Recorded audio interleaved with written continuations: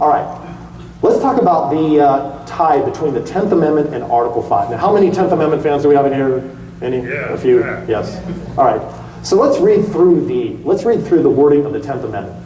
The powers not delegated to the United States by the Constitution, nor prohibited by it to the states, are reserved to the states respectively or to the people. In that way, our founders were defining the line between state and federal power so that the states could jealously guard against any federal encroachment.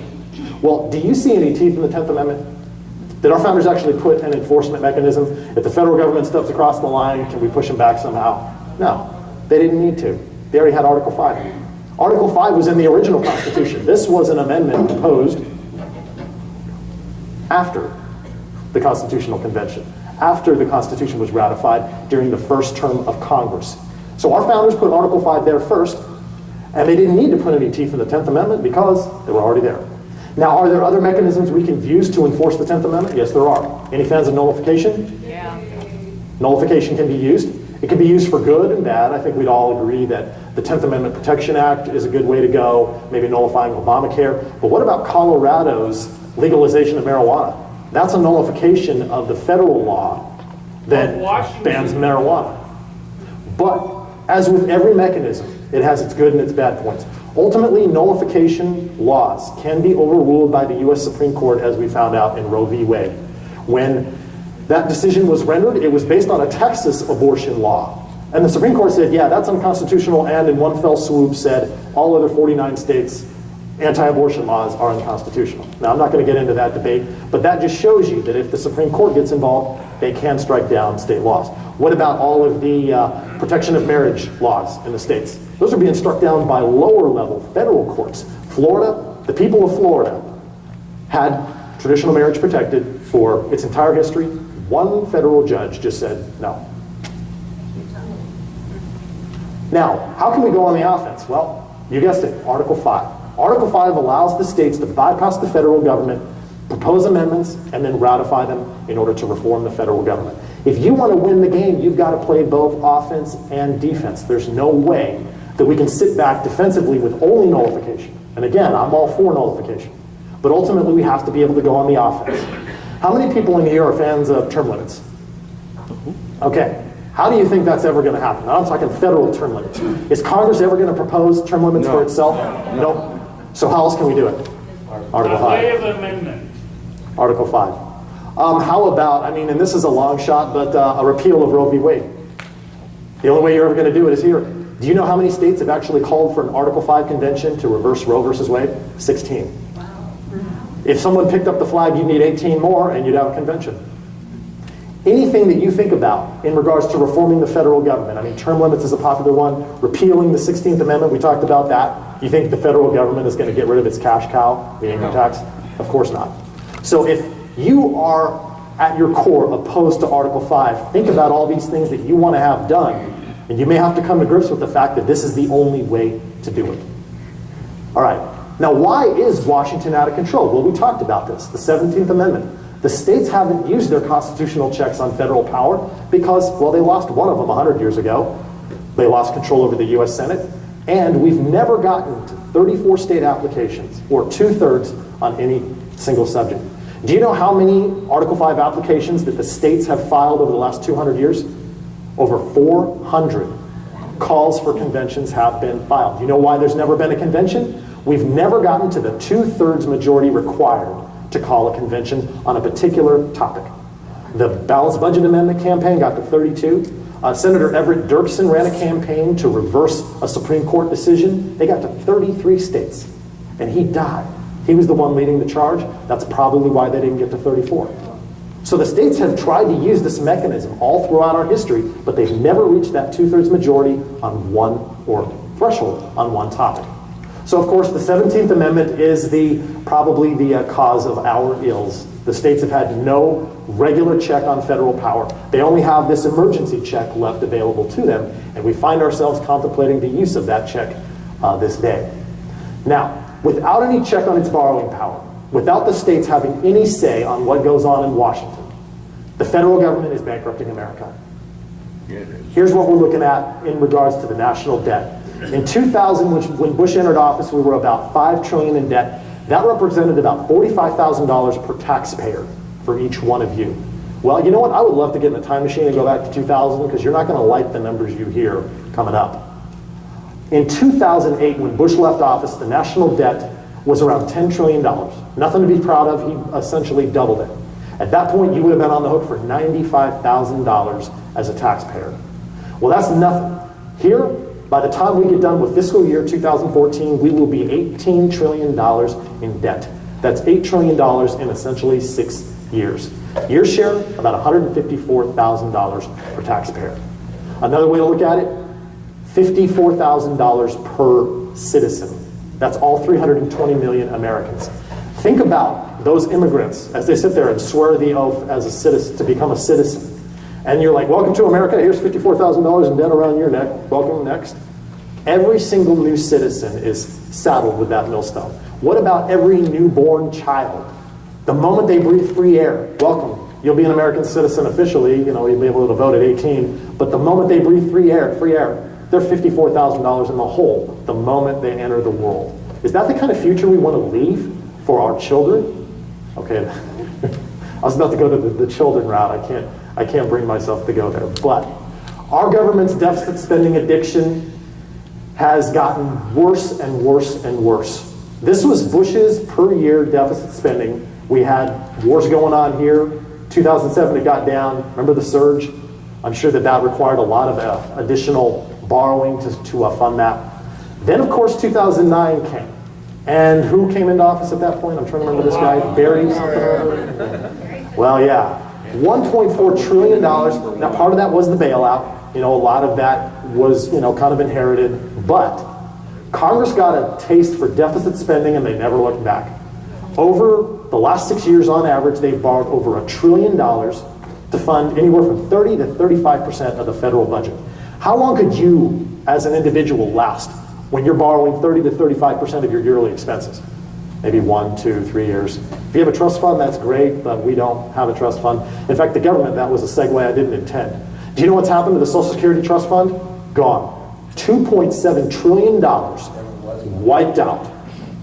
What about Medicare, Social Security, the military pension trust funds?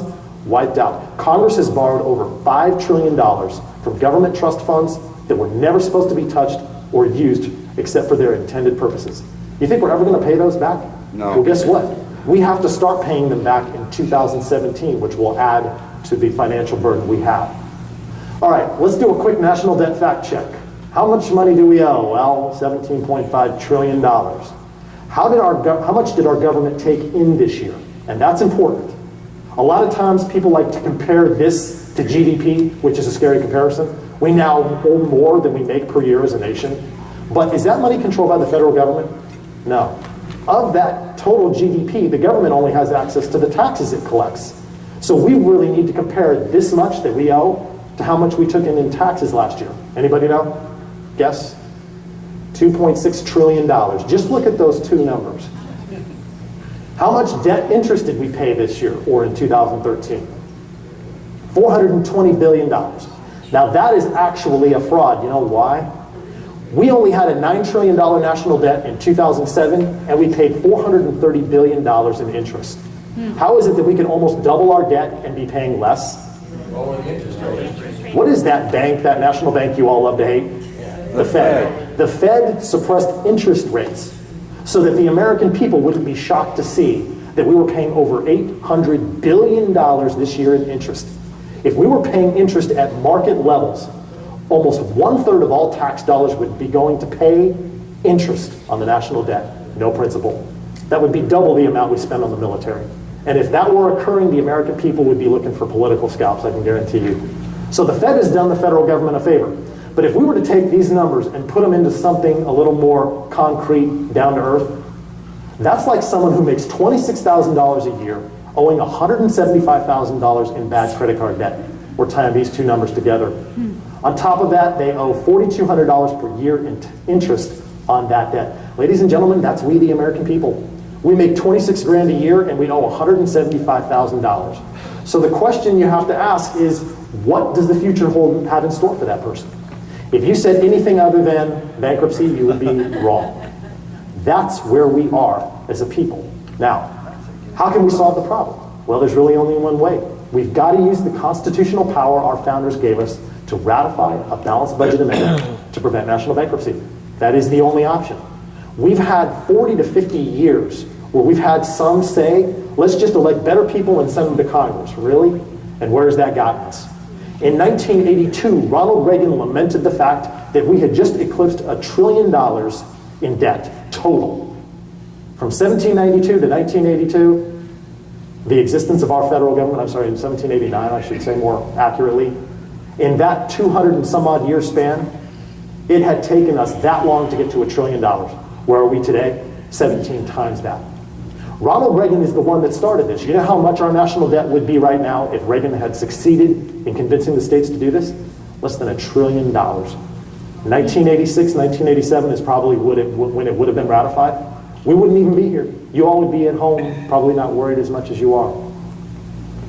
Now, before we do that, of course, we must be comfortable with the process. So, let's talk about the one thing that gets people more stirred up than anything about this issue, and that is the myth of the runaway convention. Well, this is a case of liberals attacking Article 5. It stems from the U.S. Supreme Court in the 1950s, 60s, and 70s. Anybody remember the character or composition of the Supreme Court in the 50s, 60s, and 70s? Was it real liberal, real conservative? Very liberal, under Earl Warren and Warren Burger. In the 1960s and 70s, the Supreme Court rendered three very controversial decisions. The ban on prayer in schools, state apportionment of legislative districts, where the Supreme Court had the audacity to tell the states how they were supposed to draw out their state legislative boundaries, which just seemed a little bit odd, didn't seem like within their power to declare. And then also, of course, Roe versus Wade. Well, guess how the states responded? 3 state-initiated Article 5 campaigns were launched to repeal those 3 Supreme Court decisions.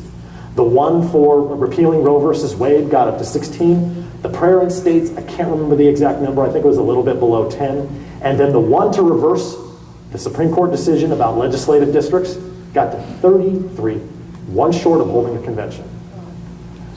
The far left, of course, came out and attacked these campaigns to protect their turf. A number of Supreme Court justices came out, they wrote articles, they talked about how dangerous it was. Bobby Kennedy, I don't need to tell you how liberal he was. Joe Tides of Maryland, other liberal Democratic U.S. senators came out and attacked it. A number of people in the press. They kind of coordinated, but they didn't really coordinate, but it was effective. The ultimate, which some of you probably know about, is Warren Burger. Warren Burger wrote a letter in the early 1980s attacking the Article 5 convention. All you have to do to figure out his motivation is to think back. Warren Burger was Chief Justice of the Supreme Court from 69 to 86. Anybody remember a notorious Supreme Court decision from that span? 1973, Roe versus something or other? Yeah, Roe versus Wade.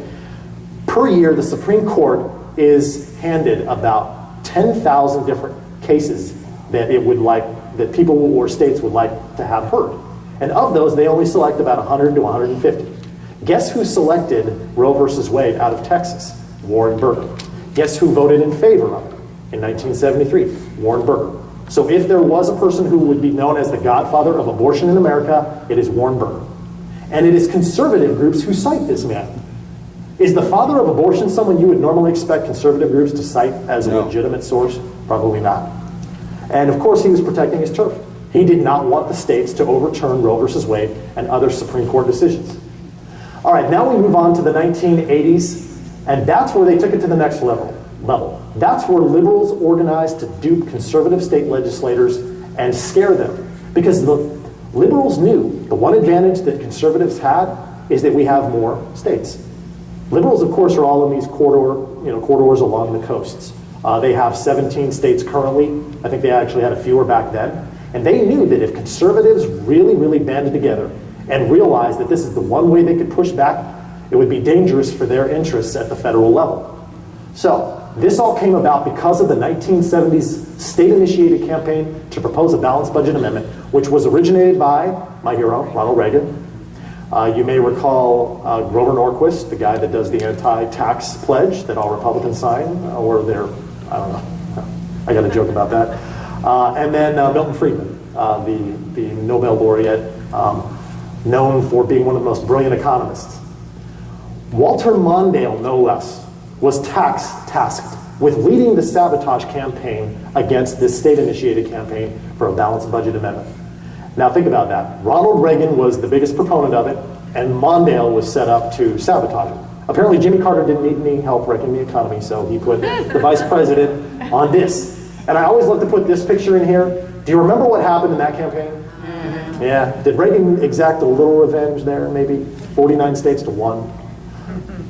Ultimately, Mondale formed a group called Citizens to Protect the Constitution, which was extremely ironic considering this was a group of far left-wing organizations, the who's who of the liberal movement or the far left movement in modern day America. They had the NAACP, you had the Southern Poverty Law Center, the ACLU, every big trade union you've ever heard of came together to oppose a balanced budget amendment. I'm trying to figure out what the ACLU would have against a balanced budget amendment. No, it was just a bunch of left-leaning groups who wanted to sabotage this campaign and convince the states that it was dangerous to use because it was the only mechanism that could be used to reform Washington. Now, let's go to the heart and soul of this. Let's talk about the runaway convention myth itself. Alarmists have suggested, and when I say alarmists, that was originally launched by the far left, picked up by 2 conservative groups, the John Birch Society and the Eagle Forum, which on 100 different issues, we agree with for the most part. It's just unfortunately they picked this up and they've been propagating it ever since. They have suggested that delegates could go rogue and rewrite the Constitution because Congress can't control them. And true enough, if you read Article 5, there's nothing in there about Congress controlling them. Wait a minute. Were our founders stupid? This is a convention the states would call to bypass and reform Congress or the federal government. Why would they give control over those delegates to Congress? That makes no sense. And what do we know about all powers not delegated to the federal government? Via the 10th Amendment, those are to the states or the people. So that myth is completely false. The 10th Amendment gives the power to control the delegates to the states. How do the states exercise that control? State applications can limit the debate to one topic. We're talking about the states' call for a convention. We have to get to 34 states. Within the wording of the resolutions, the state legislatures specifically say, we are calling for a convention of the states to propose a balanced budget amendment, no more, no less. And we will pull our delegates out and walk away if they start talking about anything more. The second way is that state delegates can be kept on a tight leash by the legislature using what's known as a Delegate Limitation Act, which I believe 5 states have already passed. It's been, I think the idea came out about 2 years ago, so it's very fresh. What it allows the state legislatures to do is specify how to select the delegates, the limits of their power, meaning the original amendment that was proposed in the application, an oath of office. These people are being sent to the most important meeting in the last 100 years. The state's having the audacity to bypass the federal government, call a convention to reform it. So you can be sure that the states are going to take this seriously. Those delegates will have to swear an oath of office to abide by the limits placed on them. There will also be a method for recall. Who's going to monitor what they do? Can you imagine the national scrutiny on this convention? For the first time in American history, this is going to be historic. And then, of course, lastly, you would have penalties for a delegate that would go beyond the limit that was placed upon them and that they swore an oath to uphold. And we're not talking about just something small. Some states have actually specified felony and jail time for anyone who might defy that.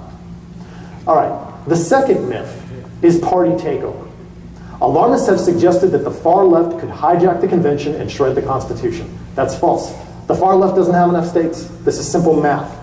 The Republican Party controls 28 states, Democrats control 17, and then there are 5 that are mixed. So when this convention is called, who controls it? Republicans. You only need 26 states to control. Republicans have 28. Hopefully we'll get a few more during the election. So the Democrats would never be able to control the convention. In fact, of those 17 state legislatures, how many of them are far left? Maybe half of them. So it is mathematically impossible for the Democrats to propose amendments through the states. And then when you talk about ratification, if you only have 17 legislatures, any amendment that the Democrats somehow crazily got through, they'd have to have the cooperation of 21 Republican states. So let's say the far left somehow hijacked the convention and ran away, and they proposed a repeal of the Second Amendment. That would be just as laughable as if Congress came out and proposed a repeal of the Second Amendment, what would happen? What would the states do? Would the states repeal it? No, they just ignore it. So if the convention were to do that, the states would do the exact same thing, simply refuse to ratify it. Now here is the third myth. In 1787, of course, our founders met in Philadelphia to write the Constitution. Those who have attacked Article 5 have actually attacked the original convention. Alarmists claim that the Constitutional Convention of 1787 ran away, and therefore somehow that guarantees an Article 5 convention would run away. This is apples and oranges. The original Constitutional Convention didn't have anywhere near the safeguards the Article 5 convention has. So there's no way to claim that if one ran away, the other somehow would, when they are completely different animals. This comparison is simply irrelevant. The two conventions are completely different. The Article 5 convention has built-in safeguards. Accordingly, and here's me being a smart aleck, those who believe that the Constitution was illegally proposed by our founding fathers should file a lawsuit asking the Supreme Court to declare the Constitution unconstitutional. Seriously, that's what they're saying. I mean, if you call into question the actual proposal of the Constitution and say that that was illegal, then all of this is illegal, because the Constitution is what brought us here. Ultimately, we've got a built-in constitutional protection. 3/4 or 38 of the states must ratify. And this is what those who are against this run away from every time I bring it up. How are you going to get through those states? I show them a map. Let's say that the convention delegates proposed a repeal of the Second Amendment, or heck, Congress. Please show me 38 states that would ratify that. The one thing you can think about, only 13 states have to oppose an amendment to Deep Six it. Republicans have 26. There is no way the left could ever use this mechanism, and that's why they attacked it. They knew the only party that could use it would be those of us on the right. All right, if we don't use the Article 5 convention, we leave our fate in the hands of... Do I need to say anything more? I mean, seriously? You have the ability, you have the opportunity for the states to call a convention. Folks, this isn't that big of a deal. It's just the states sending delegates to a meeting. You know how many of these our founders held before the Constitutional Convention? Over 30 of them. Was there a whole lot of drama about conventions back in the day? No, it's just the states sending delegates. Hey, we want you to go talk about this with other states. Here's your power. And they did it and they came home. It would be kind of like comparing it to a diplomat. If I empowered a diplomat as president, I'm not saying I would ever be president, but if I were, the world would be a scary place. But if I were to send a diplomat to negotiate a peace treaty, what if that diplomat showed up in another country and just tried to negotiate something completely different? And let's say that country agreed, they came back, and I'm looking at this thing, this treaty they just negotiated, and said, where did you get this? I can't present this to the Senate to ratify. What did you do? It'd be the same thing. If those convention delegates went and did something they weren't authorized to do, they come back home and the states would look at them like, what were you thinking? You think we're going to ratify this garbage? All right. Now we're going to talk about the Article 5 convention advocates, those famous Americans who supported this process. But before I do that, I want to re-remind you of who the opposition points to. Warren Burger. That's it.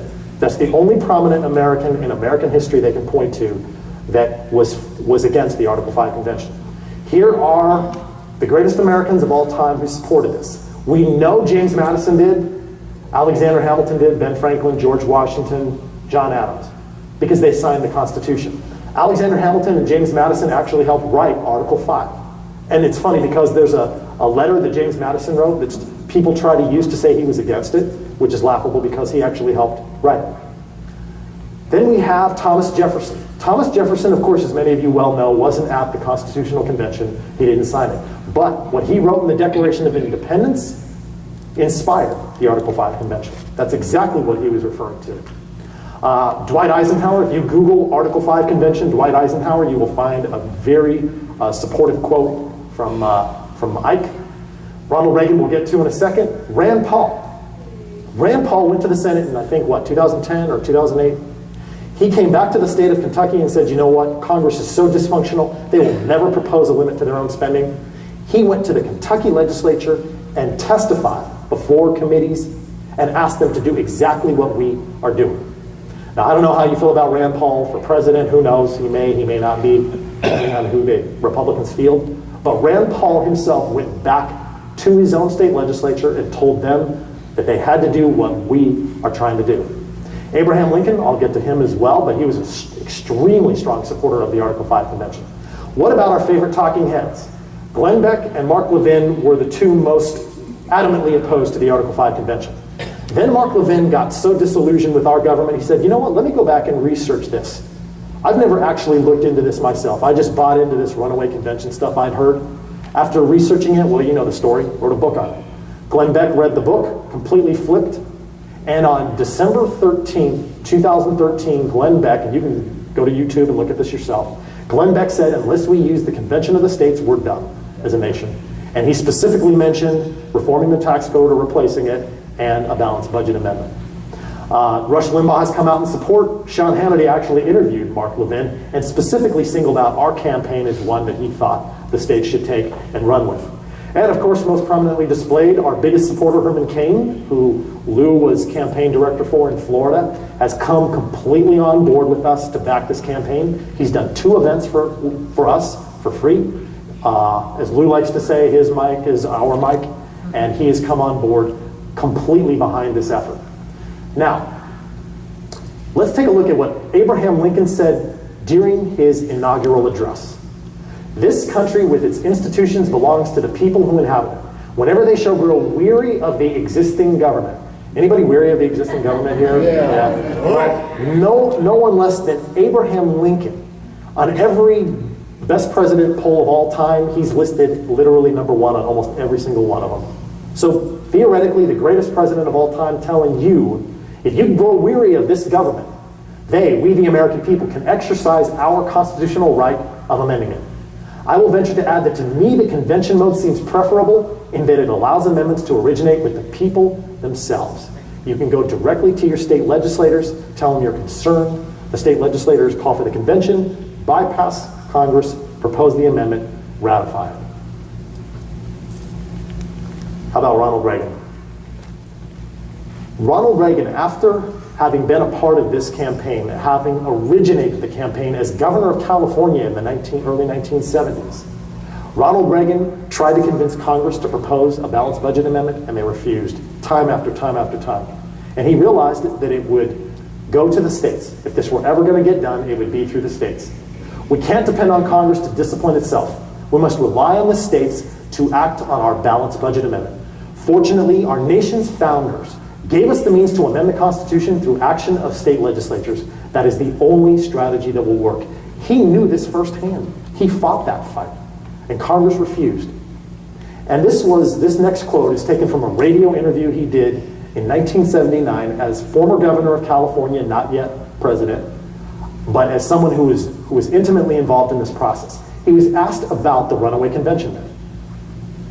Voices have been raised warning of danger that a convention would open the door to all manner of proposed amendments. In my view, those who warn of this show little faith in our democratic procedures. The Constitution provides for both methods, and the convention is a safety valve, giving the people a chance to act if Congress refuses to. That says it all right there. And it's funny, the person in this state who is most opposed to this, what we're trying to do, has a big old picture of Ronald Reagan on his office wall. It's a certain Arizona state senator who will remain unnamed unless you ask. And I thought, isn't it ironic? You got a big old picture of Ronald Reagan opposing the Reagan who was for this, and yet he's opposing it. Andy Biggs. We won't mention names. All right, thank you very much. I hope you've learned a lot, and we will be available for questions. Give it up for Lauren. Come on.